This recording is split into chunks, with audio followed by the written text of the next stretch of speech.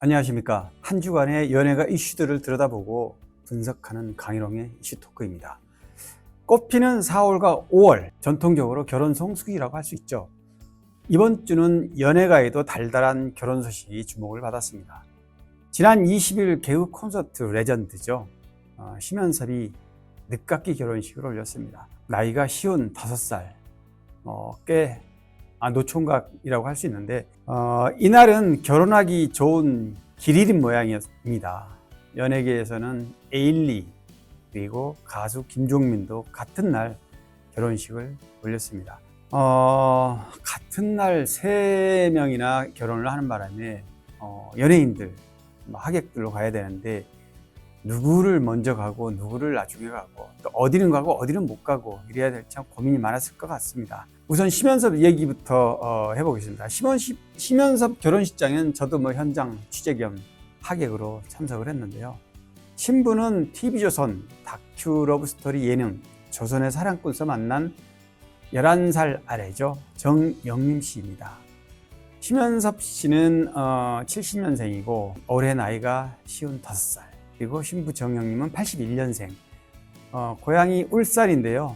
영어 학원 강사입니다. 두 사람이 조선의 사랑꾼에서 함께 출연하면서 달달한 데이트부터 가족 상견례까지 결혼까지 모든 과정을 공개했고, 또 이번 결혼식 장면도 5월 중순경에는 TV로 또 생생하게 결혼의 여러 가지 비하인드 얘기를 볼 수 있을 것 같습니다. 결혼식은 종로에 있는 하림각이라고 결혼식을 많이 하는 아주 유명한 식당이죠.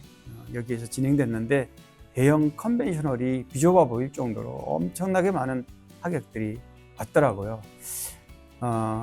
사전에 결혼 장소를, 시간 장소를 알리지 않았음에도 그렇게 많은 분들이 참석한 걸로 봐서 노총각 장가에 굉장히 축하하는 물결이 컸던 것 같습니다.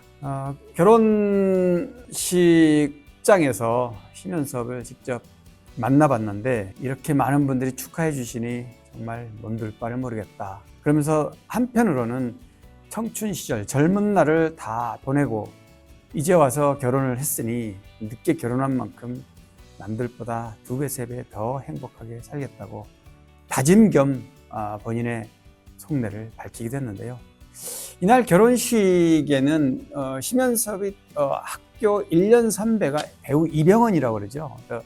그래서 방송에서 여러 차례 배우 이병헌 선배를 결혼식 하객으로 참석시키겠다고 공언을 했는데 이날 결혼식장에 가보니까 이병헌이 오긴 왔습니다. 그런데 진짜 배우 이병헌이 아니고 천만관객 감독이죠. 이병헌 감독이 대신 참석을 했더라고요. 이병헌 감독이 또 이례적으로 사회자로 마이크를 잡고 결혼식을 진행하는 모습을 봤는데, 어쨌든 결혼식은 굉장히 분위기가 좀 연예인들도 많이 참석했고 후끈했는데요.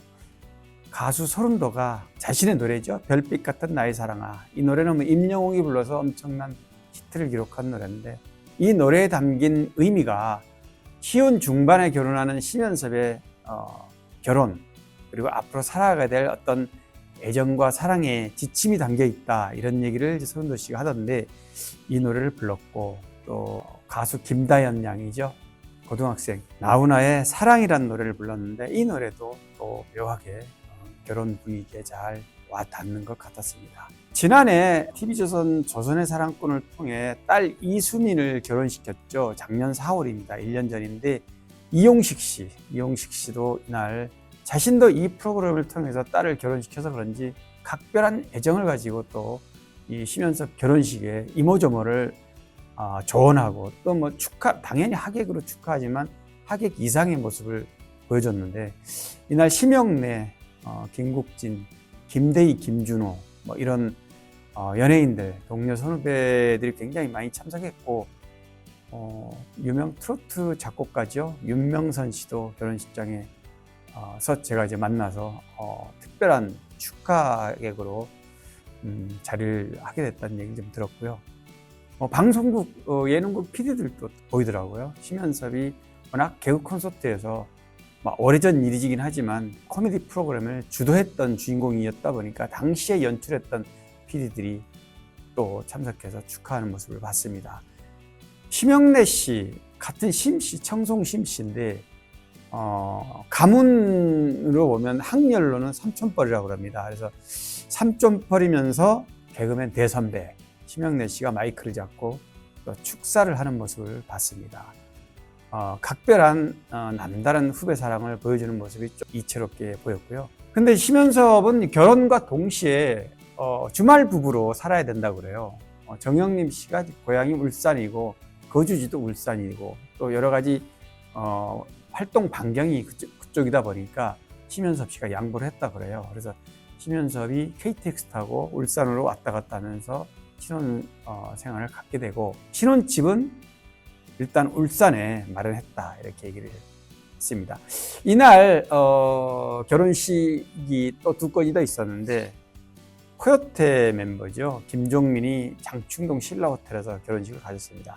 신부는 역시 나이가 묘하게도 11살 연하 비연예인 사업가인데 결혼식은 유재석이 사회를 맡고 유재석이 1부, 2부는 조세호가 조세호, 문세윤이 쌍으로 사회를 맡았고 축가는 이적과 린이 불렀는데 코요테 신지는 축사도 하고 축가도 불렀습니다. 당연히 코요테 신지는 한 가족 같은 그런 사이로 오랫동안 활동을 했기 때문에 아마 특별한 애정이 깃들었을 거로 보입니다. 이날 신지는 멤버 김종민의 결혼식에도 참석하고 또 에일리 결혼식이 있었는데 에일리 결혼식에도 참석했습니다. 코요테 신지와 백가를 비롯해서 유재석, 이효리, 강호동, 이경규, 김선호, 조세호, 김준호, 김지민. 김진호, 김지민은 예비 부부죠. 조만간 한 3개월 후에 또 결혼을 앞두고 있고 정준호라든가 김원효, 심진아 부부, 김규리, 토니안, 이민우, 장수원, 장우혁, 김상혁 수많은 연예인들이 김종민 결혼식 하객으로 참석했고요. 에일리는 배우 출신 사업가죠. 최시훈과 강남의 결혼식장에서 웨딩 마치를 이날 했는데 두 사람은 작년 8월에 이미 혼인신고를 마친 상태고 법적 부부입니다. 지금은 결혼식만 지금 한 거죠. 그래서 또 신혼집도 유튜브를 통해서 이미 공개가 됐고 그래서 두 사람에 대한 관심도 또 역시 컸습니다만 결혼식은 아까 말씀드렸듯이 이제 신지 같은 경우는 양쪽을 다 참석했고 또 조만간 또 결혼을 앞둔 김준호, 김지민 부부는 세 사람 결혼식 하루에 세 사람 결혼식을 다 참석하기는 참 쉽지 않을 텐데 초인적인 힘을 발휘해서 이렇게 결혼하는 특별한 또 기록도 남겼습니다. 결혼 소식은 또 있습니다. 6월 달에는 미스 A 멤버죠. 미스 A 출신 지금 솔로 가수로 활동 중인 민이 6월에 결혼을 앞두고 있는데 미스 A는 아시다시피 수지, 지아, 페이 그리고 민이 2010년에 데뷔했던 4인 걸그룹이고 배드걸, 굿걸 그리고 굿바이 베이비 다른 남자 말고 너 이런 노래로 사랑을 받았던 대표적인 걸그룹이었죠. 미는 6월 7일 날 결혼식 하는데 예비 신랑은 비연예인이어서 결혼식은 비공개로 진행한다고 합니다. 두 사람은 2018년에 콘서트에서 처음 만나서 사랑에 빠졌고 2023년 4월에 약혼을 했습니다. 이미. 그리고 결혼식은 2년 뒤인 올해 6월 7일 날 결혼식을 갖고 미는 결혼식 일주일을 앞두고 5월 31일 날 새 앨범 발표합니다. 싱글입니다. 민이 또 결혼과 동시에 또 가수로 왕성하게 활동할 예정입니다. 뉴진스 얘기를 좀 해보겠습니다. 국내 최대 연예기획사는 하이브입니다.